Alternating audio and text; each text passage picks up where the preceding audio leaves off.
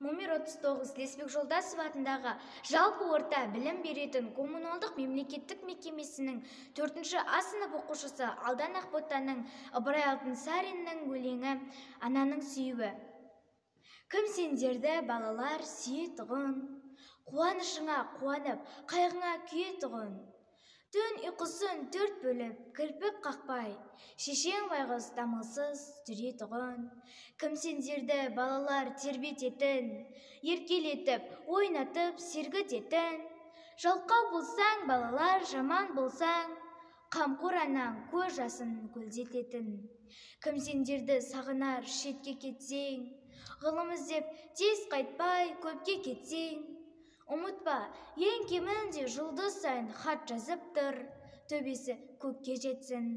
Кім сендерді сағынар келгеніңше, құлындарын көзімен көргенінше. Сендер қайтып келгенде адам болып, еш арманым болмас дер өле өлгенше.